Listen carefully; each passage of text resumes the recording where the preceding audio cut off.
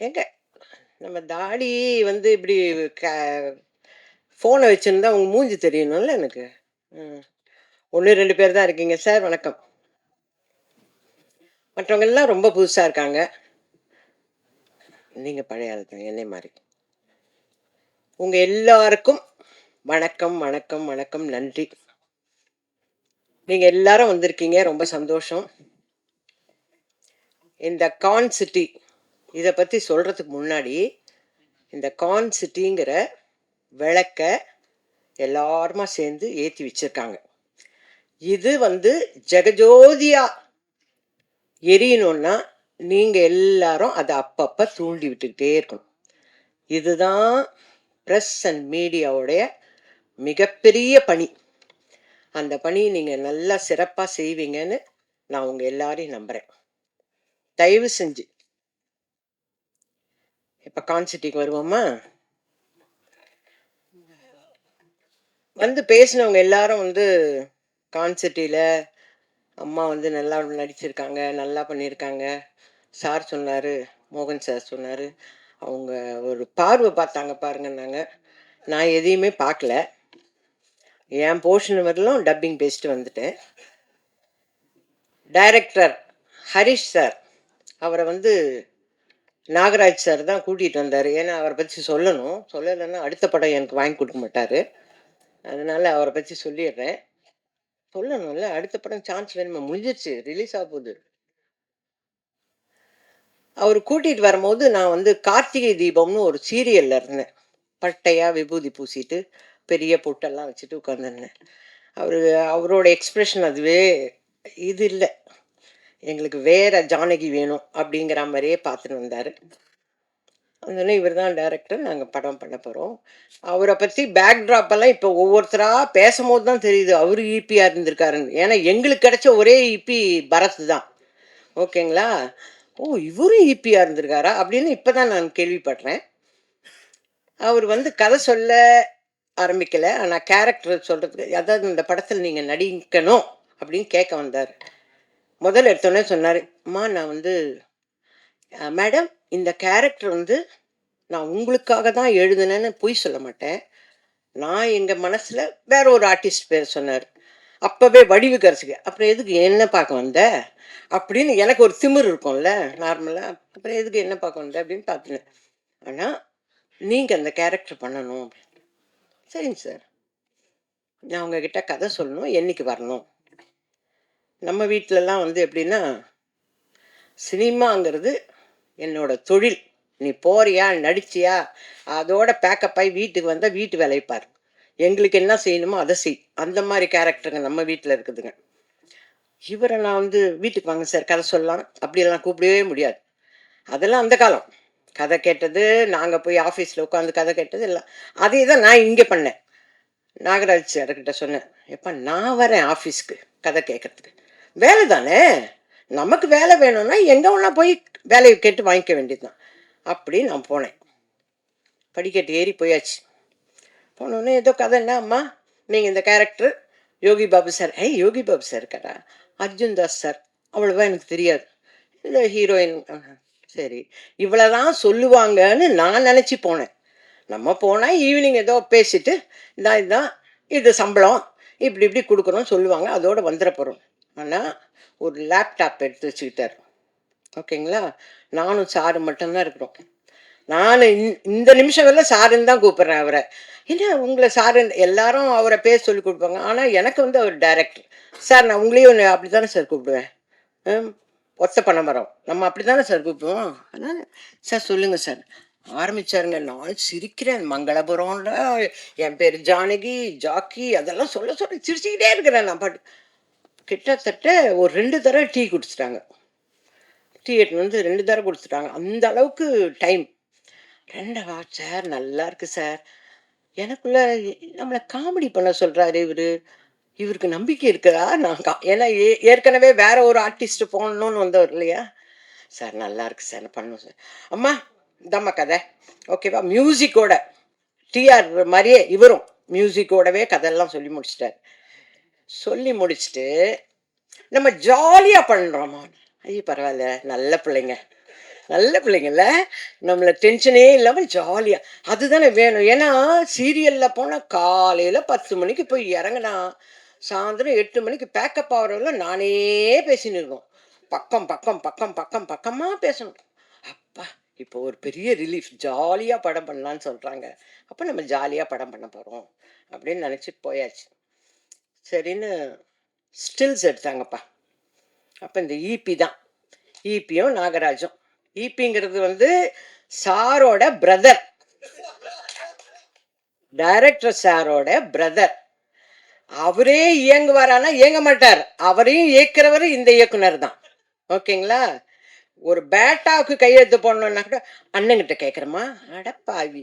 அண்ணங்கிட்ட கேட்கறதுக்கு நீ எதுக்குயா ஈபி? அப்படின்னு மனசுல. ஆனா சொல்லக்கூடாது. ஏன்னா சொன்னா படம் முழுக்க இருக்க மாட்டோம் நம்ம. அப்படின்னு பேசாம போனோம். ஸ்டில்ஸ் எல்லாம் எடுத்தாங்க. ஸ்டில் எடுக்கும்போது யாருமே பக்கத்துல இல்லைங்க. அர்ஜுன் தாஸ் தம்பி வரல. எல்லாரும் பூஜையில மட்டும் பார்த்தேன். அவரை பார்த்து கேட்குறேன், "தம்பி நீங்க உங்க படம் ஷூட்டிங் முடிஞ்சோனே பிரியாணி போடுவீங்களாமே?" என்ன கேள்வி பாருங்க. ஏன்னா எனக்கு அவரை பத்தி வேற எதுவுமே தெரியல. பிரியாணி "ஆமாம்மா, இதுக்கும் போடலாம்மா" அப்படின்னு. ஓகே அப்படின்னு கேட்டுட்டு வந்துட்டேன். அப்புறம் யோகி பாபு சார் வந்தாரு. எனக்கு அவரை ரொம்ப பிடிக்கும். அதனால அவங்க வீட்டோட எனக்கு ரொம்ப ஃப்ரெண்டு. அவங்க வீட்டு அம்மாவும் நானும் நல்ல ஃப்ரெண்ட்ஸு. எனக்கு அது மகாலட்சுமி அது.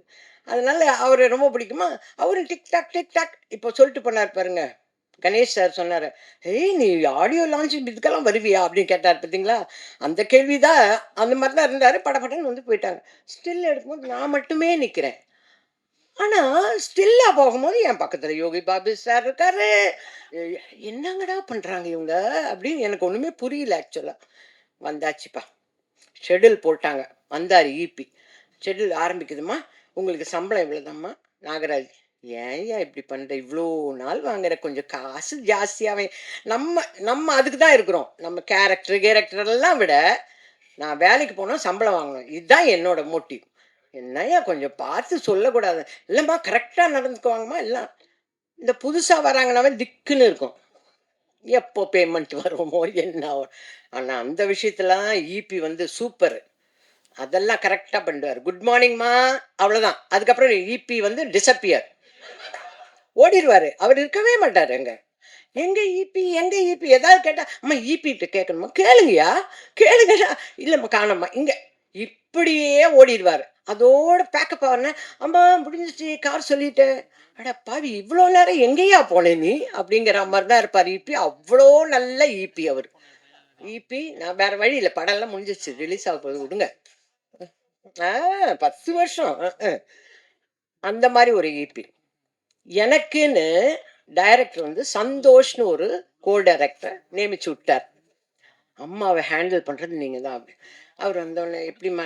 நல்லா இருக்கேன்ப்பா. என்னப்பா இன்னைக்கு சீனு? வந்துரும்மா. அத படிக்கிறதுக்குன்னு விஜய்ன்னு ஒருத்தர் வருவார். அவர் அப்படி படிக்கிறதோட சரி, சிரிக்க கூட மாட்டாங்க. நம்மகிட்ட கதை சொல்லும்போது, ஜாலியா ஒரு படம் பண்ணலாம்னு சொல்லிட்டு, இங்க யாருமே சிரிக்க கூட மாட்டேன்றாங்களே! என்னங்கடா இது?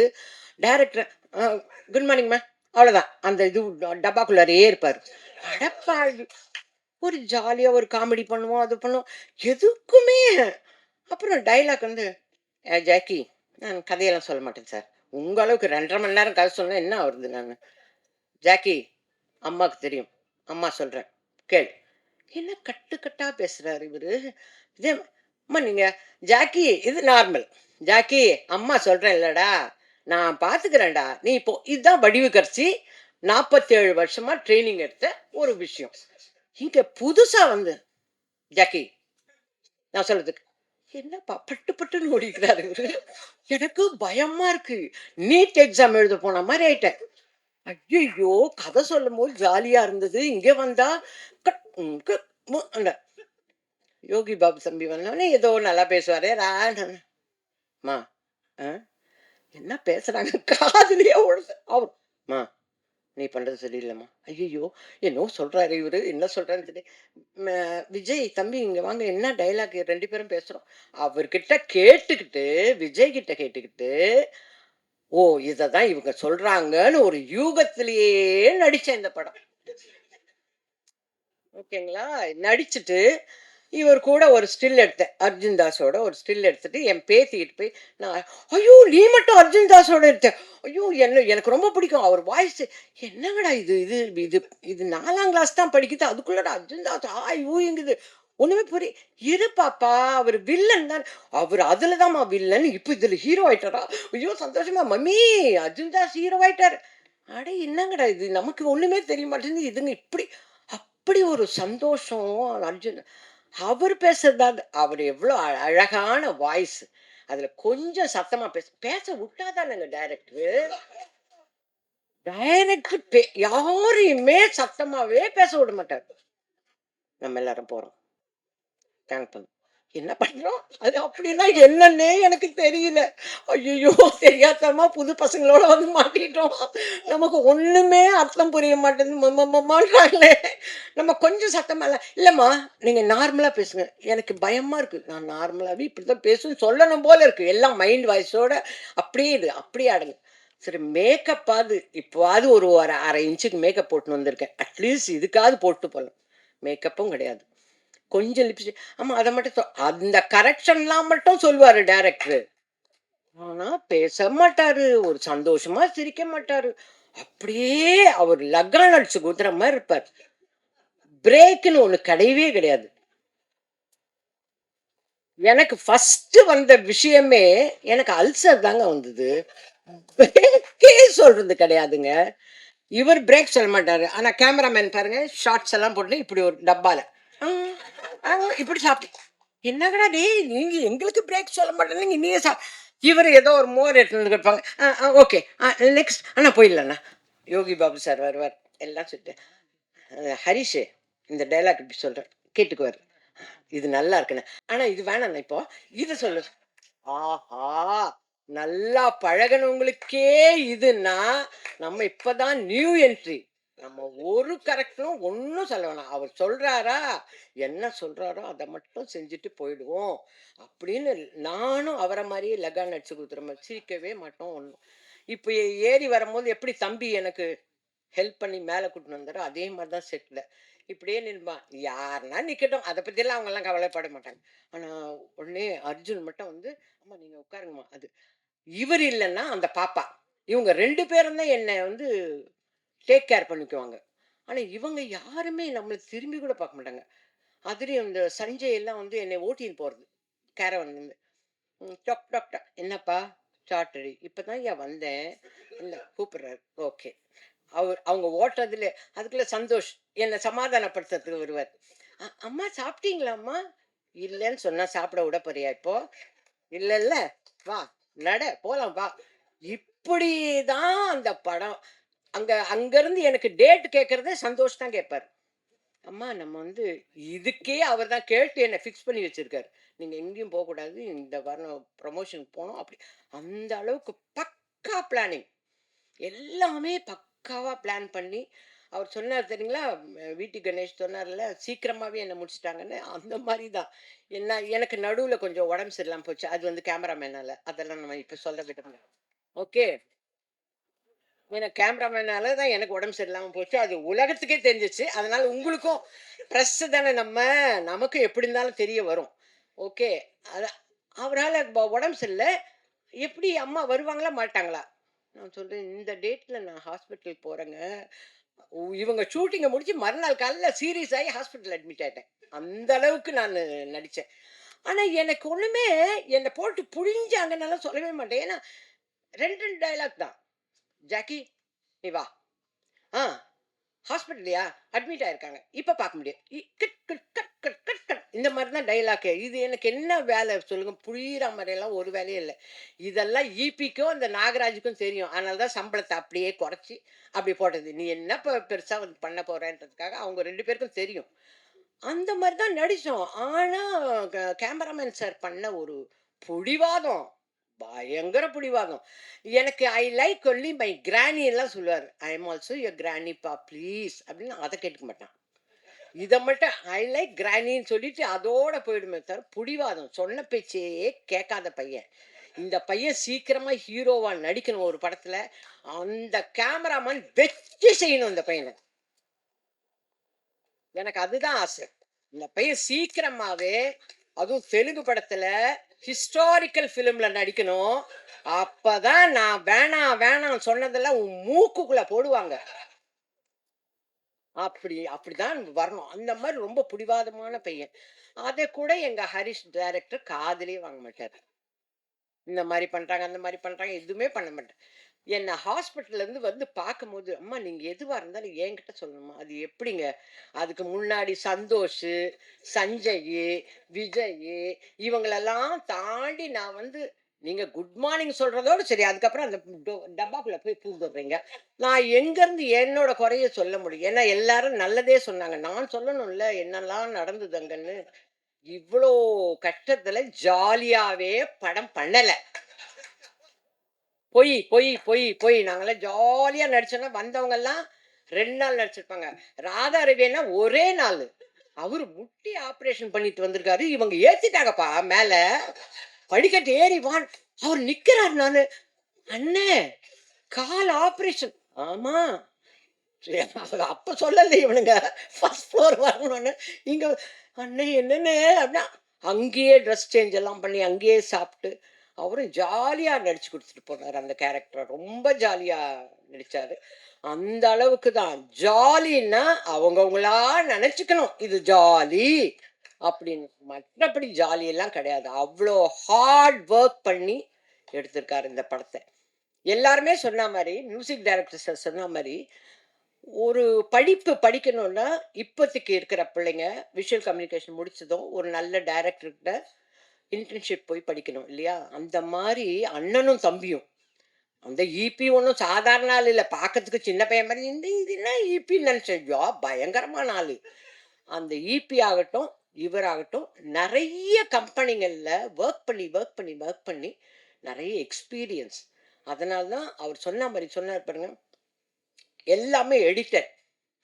இதுதான் எடுக்க போறேன், இவ்வளவுதான் எடுக்க போறேங்கிறது எல்லாமே பக்காவா எடிட் பண்ணி, நானே வரலனாலும் ஷூட்டிங் நடக்கும். அப்படி எடுப்பாரு இந்த டைரக்டர். ஆனா கொஞ்சம் ஜாக்கிரதையா இருக்கணும். நான் சப்போஸ் டெய்லி பேசிஸ் சம்பளம் பேசியிருந்தேன்னு வச்சுக்கோங்க, நான் வாங்கின சம்பளத்துல பாதி தான் வாங்கியிருப்பேன். ஏன்னா நானே இல்லைனாலும் அவர் எடுப்பாருங்க. ஆனா டப்பிங்ல பார்க்கும்போது எல்லாருமே இருக்க மாதிரி தெரியுது. ஏய் என்னடா இது என்ன பண்ணியிருக்காங்க இவங்க? ஏய் நான் இந்த சீன்ல இங்க தானே வந்தேன். எப்படி அங்க அப்படி எனக்கு டயலாக் டப்பிங் பேசுறத விட இதெல்லாம் தான் எனக்கு ஆச்சரியமா இருக்கும். அந்த அளவுக்கு வெல் ட்ரெயின்டு பர்சன் வந்து Harish sir. Very well trained person. இது இல்லைங்க. இத விட நெறைய படங்கள் அவர் வந்து சக்சஸ்ஃபுல்லா தான் எடுப்பாரு. அவருடைய ஹார்ட் வொர்க்க நீங்க படத்துல பார்ப்பீங்க. எல்லாரும் சொன்ன மாரி இப்ப வந்து நமக்கு ஏகப்பட்ட பிரச்சனைகள் இருக்கு ஒவ்வொருத்தருக்கும். இது முடிஞ்சு போறதுக்குள்ள எல்லாருக்கும் லைனா வரும். "என்ன முடிஞ்சிருச்சா பிரஸ் மீட்டு? சீக்கிரம் வரலையா? எங்க ஏறிட்டீங்களா? கார் எடுத்தீங்களா?" கேட்பாங்களா இல்லையா சார்? எனக்கே வரும். நான் ஆஃப் பண்ணி வச்சிருக்கேன். எனக்கு வரும் பாருங்க இப்போ ஃபோனு. "அம்மா முடிச்சிட்டியாம்மா? வாம்மா" அப்படின்ற மாரி இருக்கும். இந்த டென்ஷனுக்கு நடுவுல ஒரு சந்தோஷமான ஏன்னா நான் கதை கேட்டு சிரிச்சுக்கிட்டே இருந்தேன் நான். அவ்வளோ அந்த 2 1/2 மணி நேரம் கதை கேட்டேங்க. எனக்கு என்னங்க அவ்வளோ சந்தோஷமாயிடுச்சு. நான் வீட்டுக்கு போற வரையிலும் ஜானகி, நான் தான் ஜானகி. மங்களபுரம். இதுவே எனக்கு அப்படியே ஊறி போச்சு. மங்களபுரம் ஜானகி, மங்களபுரம் ஜானகி, ஜாக்கி. அப்ப நம்ம என்ன கிறிஸ்டியனா? இல்ல. ஆனா ஜாக்கி என் பையன் பேர். இப்படியெல்லாம் இதையே நான் ரிப்பீட் பண்ணிட்டு போனேன்னா, கதை கேட்ட எனக்கே அப்படி இருக்குன்னா, நீங்கலாம் படம் பார்த்தீங்கன்னா, நிச்சயமா சொல்றேன் நம்மளோட டென்ஷன் எல்லாமே மறந்து, அந்த 2 மணி நேரம் சந்தோஷமா இருப்போம். அப்ப நம்ம சந்தோஷமா இருக்கிறோம்னா, நம்ம வீட்ல இருக்கிறவங்க எல்லாத்தையும் இழுத்துன்னு போணும். இழுத்துன்னு போய் இந்த படத்த பாருங்க. முதல்ல படத்த பார்த்து சந்தோஷமா இருங்க. அப்படின்னு கூட்டு போவோம். ஆனால், அதிலயும் நம்ம எல்லாருக்கும் ஒரு அவர்னஸ் இருக்கணும். வாழ்க்கையில கண்டமேனிக்கு நம்ம பாட்டுக்கு இஷ்டத்துக்கு பணம் இருக்குதுன்னு எடுத்துன்னு போய் போடுறது. அப்புறம் ஐய்யய்யோ! காணோமே! என் பேங்க்ல இருந்த பணமெல்லாம் போச்சே! இப்படியெல்லாம் அவஸ்தைப்படுறோம்ல. சார் கொஞ்சம் கொஞ்சம் தான் சொல்றேன் சார். கதை முழுக்க சொல்லல. அவரு ஐயோ! இந்த அம்மா என்ன கதையெல்லாம் சொல்லுது அப்படின்றாரு. அப்படியெல்லாம் சொல்ல மாட்டேன் சார். அந்த அவேர்னஸ உண்டு பண்றது இந்த படம். நம்ம எதையுமே ஹார்டா வச்சு கண்ணப்ப நாயனார் மாரி கண்ணு இது கண்ணு இருக்கிற இடத்துல இவர் காலை வச்சுட்டு கண்ணை நோண்டி அப்புறம் இவர் கண்ணை நோண்டி அங்க வச்சார். அந்த மாதிரி ஹார்டா சொல்லாம அப்படி மென்மையா சந்தோஷமா சிரிச்சு கான்செப்டை பார்த்து வந்தோடனே என்னெல்லாம் தோணும் அப்படின்னா இதெல்லாம் தோணி ஏய் அண்ணா ஜாகிரதையா இருக்கணும்ப்பா பத்தியா ஈபி பில்ல இருந்து என்ன அப்படிங்கிற ஒரு நமக்கு வந்து மாரலும் இருக்குது இதுல.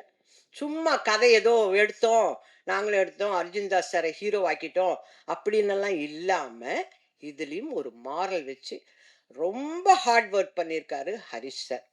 அவருக்கு வந்து என்னுடைய வாழ்த்துக்கள சொல்றேன். நீங்க சொன்னதுல ஒரு இம்மி கூட அவர் சொன்னாரு பார்த்தீங்களா? இந்த பக்கமும் அசையல, அந்த பக்கமும் அசையல. கரெக்ட்டா எடுத்துட்டீங்க. அதான் சொல்றேனே, நானே இல்லனாலும் படம் எடுப்பீங்க. ஷூட்டிங் எடுப்பீங்கன்னு. அந்த மாரி அவ்ளோ பக்காவா எடுத்திருக்கீங்க. சாங்ஸ்ல, மியூசிக்ல எனக்கு வந்து ஏமாறாது ஏமாத்தேன். அந்த படம் எனக்கு ரொம்ப பிடிச்சிருந்தது சார். மாஸ்டர் கூட சொன்னாரு பாருங்க. லிப் எனக்கு எனக்கு இவ்ளோ வருஷத்துக்கு அப்புறம் இப்ப தான் ஒரு பாட்டு கிடைச்சிருக்கு. ம். எவ்ளோ வருஷம் கழிச்சு. இல்லன்னா, "ஏய் எவடி அவ? அங்கங்கங்கங்கன்னு" இப்படித்தானே பேசினிருப்பேன் நானு. அது இல்லாம இப்பதான் ஏதோ என்னைய வந்து ஒரு டெஸ்ட் பிட் எடுத்திருக்காங்க. ரொம்ப தேங்க்ஸுங்க சார். எனக்கும் பாட்டு குடுத்துருக்கீங்க. அந்த காலமா இருந்தா ஒளியும் ஒலியில நான் வருவேன். ஒளியும் ஒலியில நான் வருவேன். ஏன்னா பாட்டுல இருக்கேன்னு அப்படின்னு சொல்லுவேன். இப்ப எல்லாம் வந்துருவாங்க. YouTubeல பார்த்த உடனே எனக்கு எனக்கு ஃபோன் அடிப்பாங்க. "ஏன் நீங்க பாடியிருக்கீங்க?" ஏதோ நானே பாடுன மாரி கேட்பாங்க எல்லாரும். அந்த அளவுக்கு அந்த சாங் எனக்கு ரொம்ப பிடிச்சிருந்தது சார். ஏன்னா அந்த ஒரு சாங் தான் நடிச்சேன். எனக்கு இப்ப வேற சாங்லலாம் இல்ல. நல்ல வேளை. அந்த குத்து பாட்டுலலாம் பாவம் அந்த பாப்பா டான்ஸ் ஆடிருச்சு. நம்மள விட்டுருந்தா நான் திரு திருன்னு முழிச்சுன்னே இருந்திருப்பேன் நானு. இவங்க தான் ஜாலியா படம் எடுக்க மாட்டாங்களே சார். அவங்க கிட்ட நான் எப்படி போய் சொல்றது? நான் ஜாலியா இருக்கணும். நான் போறேன்னு சொன்னா விடுவாரா என்ன? அதனால அந்த ஒரு பாட்டு எனக்கு ரொம்ப பிடிச்சிருந்தது. ரொம்ப வெல் பிளான்டு சார். ஒரே ஒரு விஷயம் சொல்றேன். இத குடுத்தீங்கன்னா கூட ஆர்ட் டைரக்டர் அங்க தானே உட்கார்ந்திருக்காரு. அவர கூப்ட்டு, இதுல பாதிய கட் பண்ணி மேங்களூர் எடு. இதுல பாதிய கட் பண்ணி சென்னை எடு. அ இதுலயே ஒரு டப்பால உட்கார வச்சு நான் ஃப்ளைட்ல போற மாரி எடுக்குறாங்க சார். எனக்கு நான் நிஜமா சொல்றேங்க. அவரு சொன்னா மாரி நான் ஒரு 47 வருஷமா சினிமால இருக்கிறேன். எல்லாருக்கும் தெரியும். என்னோட ஃப்ரெண்ட்ஸ் எல்லாருக்கும் தெரியும். இப்படி ஒரே ஒரு சேர்ல உட்கார்ந்து நான் ஃப்ளைட்ல போனேன் சார். நான் டப்பிங்ல பார்க்குறேன். உண்மையிலேயே ஃப்ளைட் மாரி தான் இருக்குது. அட கடவுளே! இப்படியெல்லாம் பண்ணுவாங்க. எனக்கு இதெல்லாம் ஆச்சரியமான விஷயமா இருந்தது. அதே மாரி கெட்டப்லாம் வேற சேஞ்சா, அது ரிலீஸ் ஆனதுக்கு அப்புறம் தான் இருக்குது எனக்கு. ஏன்னா இந்த மாரி ஏதாவது ஒரு ரிஸ்க்ல போய் மாட்டுவேன் நானு. அந்த கெட்டப் எனக்கு தானா குடுக்கணும் அவரு. அந்த கெட்டப் குடுத்துருக்காரு. அந்த அம்மா கூப்பிடாம இருந்தா சரி என்ன. ம் எங்க கூப்பிட போதோ தெரியல. ஏன்னா நான் எல்லா படத்துலயும் ஏதாவது ஒரு வம்புல மாட்டுவேன். இந்த படத்துல இப்படி. நான் சொல்லிடுவேன். எனக்கு இல்லைங்க அவருங்க அப்படின்னு சொல்லிட்டு உங்கள உங்கள கை காட்டி விட்டுருவேன். அவ்ளோ நல்லா அழகா செட்டா போட்டு, அந்த காஸ்டியூம் டிசைனர் பாப்பா வந்து சொல்லிச்சு பார்த்தீங்களா, நான் நெறைய ட்ரெஸ் குடுத்தேன்னு. ஒரே ட்ரெஸ்ஸு 6 வாங்கியிருந்தோம். அது எங்கேருந்து ட்ராவல் ஆகுது தெரியுங்களா? இங்க சென்னைய விட்டு மங்களபுரத்த விட்டு நாங்க மேங்களூர் போயி, மேங்களூர்ல ஒரு ஐயய்யோ! நெறைய கதை சொல்றேனோ! ஹோட்டல்லாம் நடத்தி திருப்பி மேங்களூர்லேருந்து வர்ற வரலும் 6 புடவைங்க. ஒரு செட்டும் இல்ல கண்ணு. 6 புடவை, 6 ஜாக்கெட்டு. அது அந்த மாரி தான் நெறைய காஸ்டியூம்ஸ் எல்லாம் பாப்பா. பாவம் அந்த பிரசன்னா இல்ல? அவர உலுக்கி எடுத்துட்டோம் நம்ம. அந்த அளவுக்கு இருக்கும். செட்டு நீங்களும் வந்து இந்த டிஓபியோட சேர்ந்து என்னை பழி வாங்குனீங்க. அது மட்டும் தான் என்னால இன்ன வரலும் ஒண்ணும் சொல்லிக்கவே முடியல. அந்த மாரி இனிமே ஃபியூச்சர்ல போனீங்கன்னா, என்ன மாரி வயசான ஆர்டிஸ்ட் வராங்கன்னா, கொஞ்சம் கன்சிடர் பண்ணுங்க. பண்ணலாமா? பண்ணக்கூடாதா? அப்படிங்கிறத கொஞ்சம் தயவு பண்ணி கன்சிடர் பண்ணுங்க. அத தான் நான் இந்த ஃபங்ஷன்ல உங்ககிட்ட ரிக்வெஸ்ட்டா வைக்கிறேன் நானு. அ மற்றபடி சாங்குக்கு நீங்க எழுதுனீங்க. அவரு டான்ஸ் பண்ணிட்டாரு. நீங்க மியூசிக் போட்டீங்க. அவர் செட்டு எல்லாம் பண்ணிட்டாரு. எல்லாத்த விட எனக்கு வந்து டைரக்டர் கிட்ட இப்ப பேச வருவார்ல டைரக்டர், அப்போ டைரக்டர் எனக்கு சொல்லணும். அவரு யோசிச்ச ஆர்டிஸ்ட்ட விட நான் நல்லா சும்மாலாம் சொல்லக்கூடாது. நீங்க பொய் சொல்ல மாட்டீங்கன்னு எனக்கு தெரியும். பரவாயில்லம்மா. ஓரளவுக்கு ஒரு 90% பண்ணியிருக்கீங்க. அந்த அம்மா நடிச்சிருந்தா அந்த 100% நல்லா இருந்திருக்கும்ன்றத உண்மைய சொல்லணும். அந்த அம்மா பேர சொல்லவே வேணாம். ஓகே. அது எனக்கு, உங்களுக்கு அந்த ஈபி, இந்த நாகராஜுக்கு மட்டும் தெரிஞ்சது அப்படியே இருக்கட்டும். ஆனா நீங்க தயவு செஞ்சு அந்த உண்மைய சொல்லுங்க. எனக்கு இருக்கும்ல சார். என்னதான் எக்ஸாம் எழுதினாலும், இந்த மாரி தான் சின்ன மருமகள்னு ஒரு படத்துல சிவாஜி சாரும் நானும் நடிச்சிட்டு இருக்கோம். தெலுங்கு படம் ரீமேக் எடுக்குறாங்க. அதுல வந்து எப்ப பார்த்தாலும் டைரக்டர் வந்து మీరు రాజసులోచనలాగా చేయలేదు. ఇదే சொல்லியிருப்பாரு. ராஜசுலோச்சனா அம்மா மாரி பண்ணல, ராஜசுலோச்சனா எனக்கு கோவம் வந்து நான் ஊருக்கு கிளம்புறேன். அப்பா! சிவாஜி சார் கிட்ட போய் சொன்னேன். அப்ப நான் ஊருக்கு கிளம்புறேன்.